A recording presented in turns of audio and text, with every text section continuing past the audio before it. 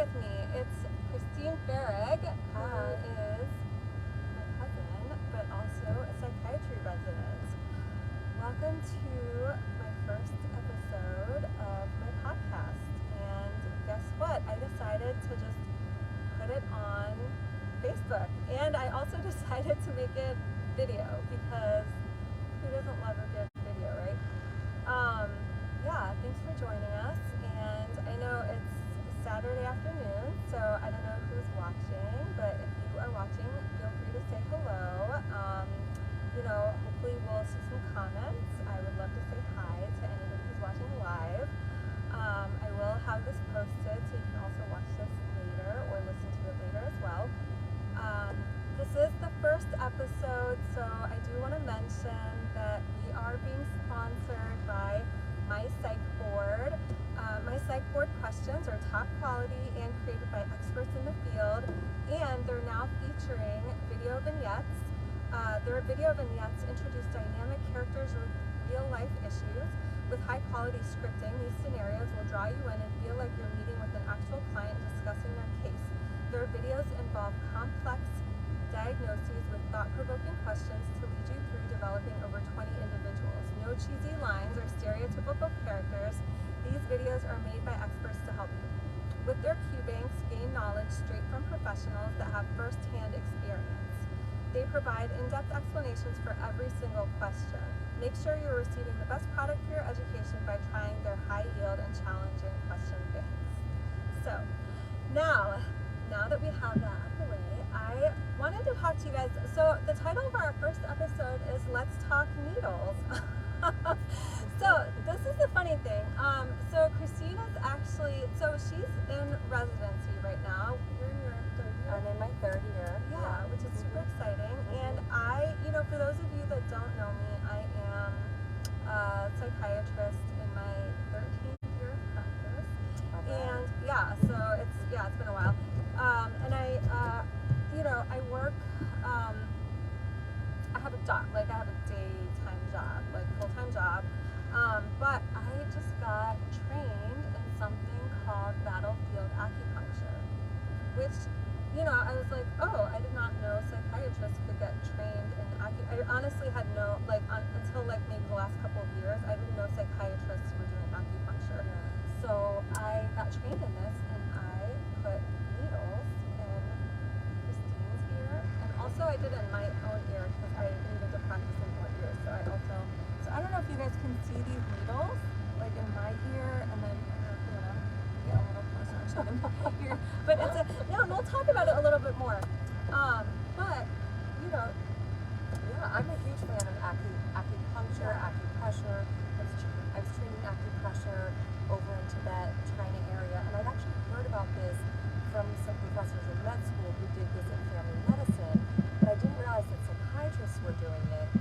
And amazing. Yeah, it's awesome. And we were saying this morning, I feel super relaxed. I had just come to Christina's after meditating this morning, having meditation class, and then right after meditation class, she's putting needles in my ear. Yeah. So I don't want to get ahead of ourselves, because the podcast is actually called Drinks with Strengths, and the whole idea. So I want to because this is the first episode, I want to share with you guys the idea behind this podcast was I really want to have you guys get to anybody who's watching. So it could be you guys. Anyone who's watching might be a psychiatrist, but you might not be a psychiatrist also who's watching this, because I'm friends with a lot of non-psychiatrists, and this is going to be open to the public, anybody can watch this episode. And so I want people to get to know psychiatrists on a human level, right? So this is not an educational podcast. I was telling Christine, we're not going to research anything, we're not putting references, and we're not putting any extra work into this, so we're just kind of talking about our own personal lives, maybe our own opinions, and also the reason it's called Drinks with Strengths is because every time I have a guest on the podcast, we're going to talk about their favorite drink. Oh, okay. So you are my first guest, and so well, it's perfect. We have Spindrift here in the car. We randomly that's what we're drinking. And today. this is not an ad, but I actually not. It's not, but I wish it was. I really do because I actually love Spindrift. Yeah. I've really been trying. Of course, Yeah. but yeah, I love Spindrift too, coincidentally. Yeah. No, she was saying she had some in the back of her car. I keep it in the back of my car too. Because you never know when you need sparkling water that has all natural ingredients. Like there's no, notice in here there's no natural flavors. If it ever says natural flavors, I always wonder what they mean by natural flavors. it's actually. basically like anything. So Spindrift is just carbonated water and lime juice. It's awesome. So no natural flavors, which is nice. It's a little bit different than like, I don't know, even like La Croix and like. Yeah, a lot of them have natural flavors. It's kind of hard to find things without natural flavors. So this is nice. It's just like straight up carbonated water with some juice.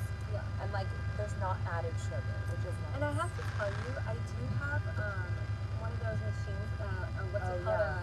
Those like carbonation machines that make soda water. I have that one. The one where you pump it yourself.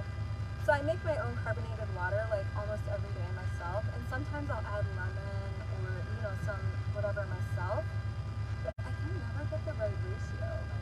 It's always like off. Like it's either too much lemon, like not enough. For some reason, Spindrift always gets it.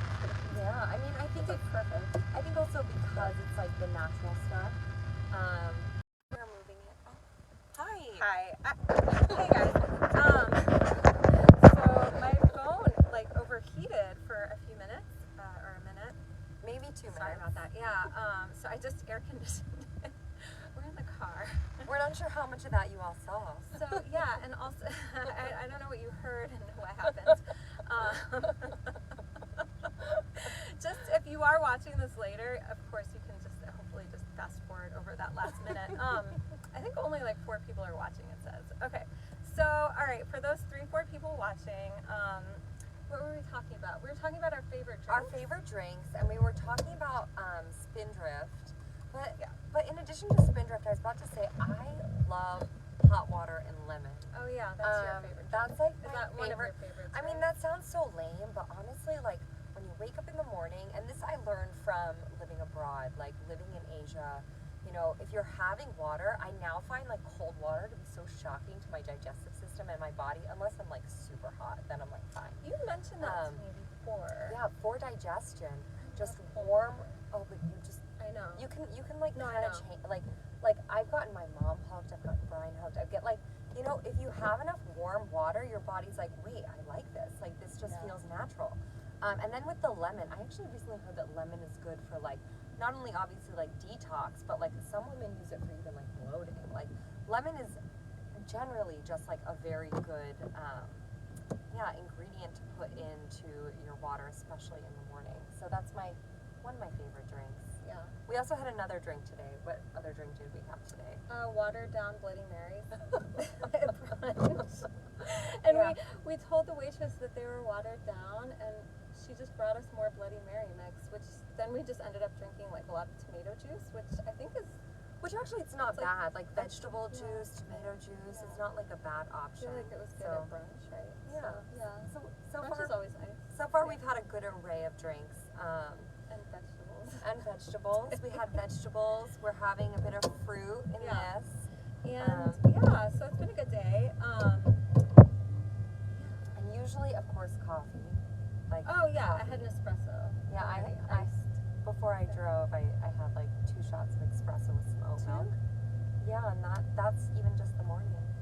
I stopped drinking oat milk. Really? Why? Yeah, one of my doctors who's really into nutrition, she never tells me like, don't eat this food or don't eat that food. But about oat milk, she was like, Christina, she's like, I have to tell you, oat milk is like drinking gasoline. She said that to me. Sugar? No, Why? she said it was like sugar. super processed, and she's like, I really hate to say that about a specific food, like avoid this one specific. But she's like, if you really want a non-dairy milk or like option, she said like almond milk is really like the best option. That it's like the lowest carb, lowest sugar, and like the least processed. I think they're all processed, because they're all like they're not like you didn't grind it in your kitchen, right? You didn't like grind even the nut if in you your do kitchen. like grinding it yourself, it's like still processing it, right? So but yeah, so I stopped. It was like that day I just stopped having oat That's milk. awesome. I was like, I mean, I knew. it tastes really good. I like saw like. Didn't we look it up one day? We did and look we it up looked because and we it like was like couldn't really. believe all the sugar and carbs in it. There's like they do something with the oats to like they're really like getting the like they're doing something with all those. It's not good. Yeah, but there's something in the to be process. honest, like not good. I just enjoy the taste. That's Of course, like not it the tastes really good. yeah, it does taste good. Yeah. But yeah, so recently I've been on the oat milk boat, but I guess I could be more mindful and aware, but also here and there a little bit. That's okay. I mean, sure, everything in moderation. Right, Yeah. right. Like it's not like you're drinking it by the gallon. Yeah, Right. yeah. And it's always like certain things I feel like come into like trend. Like for a while it was coconut milk, then like almond milk, now it's oat milk. Yeah. I've recently gotten into matcha. I love matcha and matcha lattes and iced matcha lattes. So if you see it like at like, you know, they have them at Starbucks, and am I allowed to like give out like, I'm not like giving out ads, but right now there's a Starbucks buy one get one free thing. So download the Starbucks app and get something for free for your friend when you get something for you. Yeah, we should go get matchas after this. Okay, let's do it. Well, we do have a birthday party. My son has a birthday party in about 30 minutes, so we might need some caffeine or something for that party, right? Yeah, so for dinner tonight. Yeah. Or for me at least. Yeah. But matcha is like actually, I was surprised that all matcha is like pressed green tea. So if you get like super fancy. Is that really all it is? Yeah, if you get like super fancy green tea, and you like I thought matcha was mortar. just a powder. Yeah, so it's like they basically like grind it up so it becomes like a powder. Mm-hmm. So that's where it has the caffeination is like, you know, it's supposed to be like a better caffeination. And then the way they make it though is like so nice with like whatever milk substitute they use, and obviously they add like a little bit of something sweet, but matcha's great. Okay. I've never really, I mean, I've tried it, like I've tasted it, but I've never really like drank it. For our people who have come now, I feel like we need to talk about the needles again, because the title of this is Needles, and we started talking about how Christina had done acupuncture to my ear this morning. Yeah. We can show it again. Love Here. it. Like, so I did it to my own ear also. So this is called battlefield acupuncture, and it's a five needle protocol, and it's for pain. So it's a pain protocol. So and it's supposed to be, it's actually for acute or chronic pain, right? So, and I got trained in it a few weeks ago, and so I need to, matcha ice cream is oh my gosh, sounds awesome. I think they have some in Chicago actually that I looked up. Oh. Yeah, I wanted to get some, Thanks for distracting us, Bella. And so, but this protocol is supposed to be for pain, but also pain-associated symptoms. So irritability, like mood symptoms, anxiety, insomnia. I even read it's good like autonomic nervous system regulation. So even when we think of anxiety and all the things that are affected by our autonomic nervous system are like panic response. So, and I did feel like, wow, I feel so soothed and calm. Right. So I actually put the needles, I put needles in Christine's ear, and then another friend who's visiting us, his ear, and then my ear. And all three of us were saying like none of us like have any severe like pain issues going on, but like maybe like personally like I always just kind of have like random chronic like tension headaches if I'm paying attention, right? Like if I'm not paying attention, they're probably just there like in the background, which is actually like what our friend was saying also. He's like, oh yeah, he's like maybe a 1 or a 2 or something on a scale of 1 to 10, because I was making everyone rate themselves.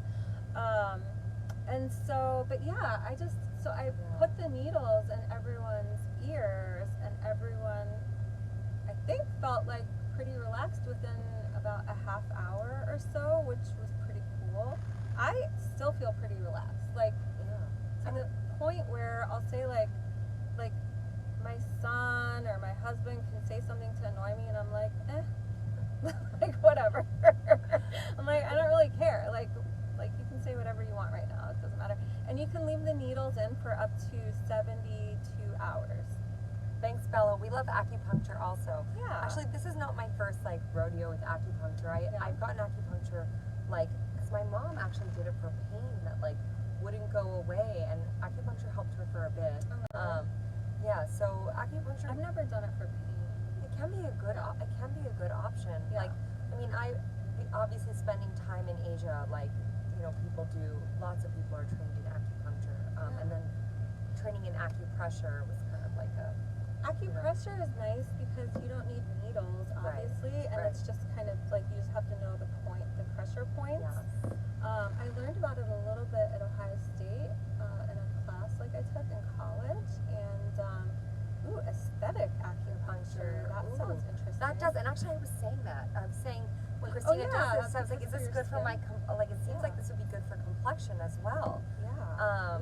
Because, like, if you think when you feel good, you look better, right? Of course. So, like, if you're feeling better, if you're feeling more relaxed, more comfortable, like, even if you're not having, like, tension lines in your face, like, that's automatically going to But you were saying, like, something with your lymphatic drainage. Right. Oh, apparently it's good for lymphatic drainage as well. They do say hair loss? Come on. Oh, wow. But, like, I get it. Like, I think you have to find the right meridians, right? Like, these are things that people have been doing for, like, at least 2,000 years, right? So. But anyway, I just thought it was, like, kind of cool because I'm a psychiatrist. Like, 10 years ago, if you would have asked me, you know, are you going to be doing acupuncture in 10 years?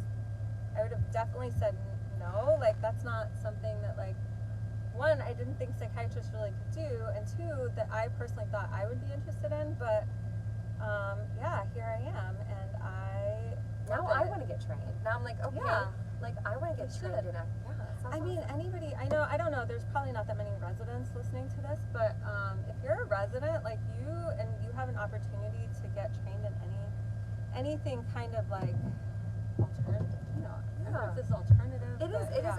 I just actually published in, the Integrative Journal Reports, and actually it was about teaching integrative modalities to medical students. Oh, really? And the modalities we taught were acupuncture, hypnotherapy, yoga, meditation. I didn't know that. And this was just published like 2 or 3 weeks ago. Really? Maybe a month ago. Oh, Yeah, first I author. didn't know. What? Yeah. Come on. So Christina's like a super accomplished resident for any of you guys. She is just amazing. Like I have when an was in amazing residency, mentor. I have did an amazing nothing. mentor. No, that's awesome. Let's stop. Well, Bella, working in community mental health, I've learned to have an open mind to alternative medicine. Absolutely, right? So, yeah, and it's surprising too. Like a lot of patients, you start talking to them about it, like they have an open mind too. Like And they're they'll really be trying things. And the thing is, like, they'll trust you and they'll open up to things they're trying, and they kind of sense you out. They're like, if I tell this doc this, if I tell this person this, like, what's going to be their response? So just being like open, like non-judgmental, like, sure, what do you get out of it? How does it make you feel? I find that then they open up to me even more, and then I learn more, like, oh, cool, like, so, So, I don't know, this is just what we wanted to bring to you guys today. There's so many modalities that are coming out that we can use in psychiatry. Like, and I mean, with needles, we have acupuncture, acupressure, but like, I just thought of like the ketamine clinic for some reason. Once we think of like, you know, the whole scope, because I know some people do like IV, which I've never seen anyone do IV ketamine. So, but I'm sure if they're. We have a ketamine clinic at my hospital now. Are they doing IV or intranasal? Because we at my residency we're doing intranasal, and that's been super cool. I got to like sit in with one patient. That was super cool. Yeah. Yeah. That's great. But yeah, so that's what's happening. We are, by the way, we're like coming to you guys out of Chicago. Out of Christina's car. Out of my car, yeah. And I don't know if every episode is going to be out of my car. All right, we'll see you later, Bella. Nice to see you. Thanks for joining us. Yeah. But yeah, I don't know if every episode's going to be out of my car. Hopefully not. Actually, I think like what is going to happen, so I have like a nice list of psychiatrists who wanted to be on this podcast, and so I am going to be scheduling them about once a week or so to be, and probably it's going to vary, like whether we're doing live videos or, you know, on Facebook now you can do these audio rooms. So you can have a lot of people like within an audio room. Yeah, so it'll just depend on people's preference, like what they prefer, so it'll just be a combination, but it's gonna, I think, be a Facebook page. because I had everything set up to do like a real podcast, like on iTunes and all that stuff, and it's just so much work. I just, and I just, what's that saying? It's like perfection is like the devil of. I haven't heard that, but I like it. Like, not all about perfection. Yeah, like like when you're trying to do everything like so perfectly, like you never get it done. Like I've been like wanting to do this and set it up, and like but like if you just kind of want to jump in and just get it done, like it's not going to be perfect, but at least you're getting it done, right? So and I have to say, you've really inspired me in that way, like with like my YouTube channel and so much. Like you're like, just do it. It doesn't have to be perfect, and I still have to like remind myself that, like, So that's Did you an guys awesome know she reminder. has a YouTube channel? And I tell them the name of your do. YouTube channel. I mean, it's just my first and last name, Christine Farag, MD, and you just look it up. And I do meditation videos. At some point, I might do videos of other things. Who knows? But for now, it's a lot of guided meditation. And I actually do have patients who use it. So that's nice. So yeah. No, and it's not just it's meditation, but she's like very smart. So she also does like education about how meditation works, which is really cool. So I try to make it like something where, if you were to ask a patient or anyone could like, get in and watch it and get something from it. Yeah, like I said, very accomplished psychiatry resident, which is very nice. I've got an awesome mentor here. But yeah, and if there's like anybody that wants to be on the podcast, if you are a psychiatrist and are interested in being on this podcast, hit me up. Like, just send me a private message. Don't feel shy about it either. Like, you don't have to have like, I feel like sometimes people are like, oh, I don't really have anything to say, or I don't have like a niche or a specialty. Like, it doesn't matter. You can just be a normal person. Even if you're not a normal person. Even if you're a weird person, you can still be on the podcast. Normal. No, but the idea is just to kind of get to know people, right? So, and there's not even like a format. Like, it's not like I'm going to have like structured interviews necessarily. I mean, I guess I could. Like, I could go through and like ask people about their lives and maybe.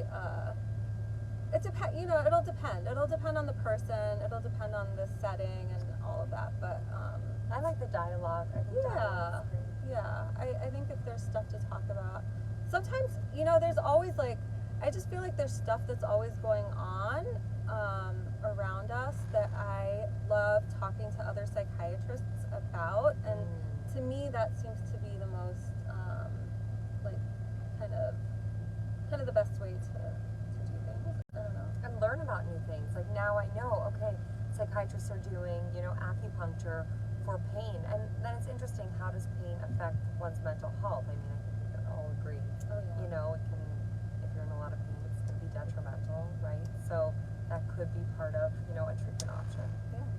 That, you actually could offer in your office. Yeah. I mean, here's a question. Like, could you you're going to go out and practice in like a year or two, right? So could you see yourself doing this as a procedure in the office? Why not? Right. I mean, I have to be like, it would depend on what my setup is. Like, if my setup allows for that time, like, do I have that time with the patient? Like, obviously reimbursements and whatever are going to come into play, and like, what am I allowed to do? But if I'm allowed to do it and it makes sense, like, and I know how to do it, I wouldn't be opposed to it. Why not, right? But I also wouldn't be, I would feel comfortable referring my patient to say, check it out. I've done it before, or I know how to do it.